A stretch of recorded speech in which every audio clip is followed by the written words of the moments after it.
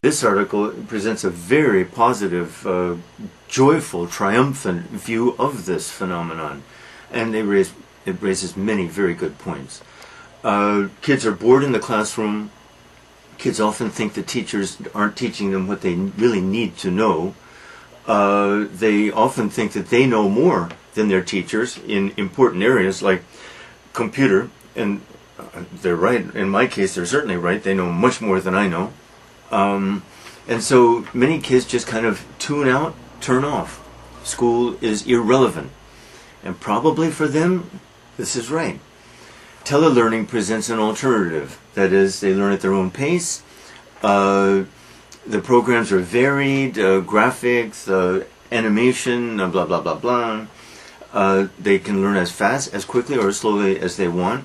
That is, they are not held back by the speed of their fellow students in the classroom. They determine what they learn themselves and how fast they learn. So a speedy learner, or more to the point, a person who is really interested in learning things, can learn incredibly fast. And that's certainly true. They learn at their own pace, so when and where they want. All they need is a computer. Also, textbooks are very expensive, criminally expensive, and new editions come out every 2 or 3 or 4 years. This forces schools to spend vast sums on textbooks. The textbook probably should be obsolete. It should be obsolete. All of that can appear on the computer much more cheaply, much more efficiently. Learning changes all the time, especially in some subjects. Good point. Good point. It's entertaining, it's interesting, and so forth. The textbooks just need a computer. The negative side, which is raised in this article only at the very end, in a very brief paragraph, that's interesting, is that, of course, the person is hooked up, wired, so to speak, to the computer. No human interaction, no group interaction, no human contact. So once again, it's that isolation, that scary isolation that technology invites us to. The isolation of the headphones, the isolation of the computer, the isolation even of TV. This is not good, and a certain amount of it, it seems to me, I see no harm to it. But some people, the people who are obsessive in this, are social misfits, or become them often, I think, will have psychological problems, probably. Now, in an earlier article that we read that in Korea, maybe 11% of the PC Bang people belong to this obsessive group.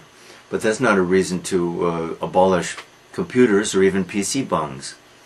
Anyway, very interesting ideas here, but the absence of socialization is a disturbing one. My own son, my third son Bernard, who may be here in 2 weeks, has been homeschooled now for 2.5 years. Homeschooled means hooked up to the computer. I would like to know his real feelings about this, but on the whole it hasn't been very successful. The problem is that this doesn't raise, okay, we have here people who I guess need high school diplomas, university diplomas, and they have to take a lot of courses that they don't want to take, required courses. And when they're left alone with a computer, then it's very easy for them to neglect their studies in these subjects they don't like and focus only on the subjects that they do like. The end result of this, though, is people without diplomas. People without diplomas are not going to get jobs. This is a little scary, and this is the reason why probably my son will be coming over here. He's been wired for 2.5 years, but he went months without doing homework, as we learned last year. And he's a very bright boy, so I'm a little skeptical about that isolation, that doing whatever you feel like doing, the lack of social environment, social interaction, even peer pressure. there are some problems. Thank you.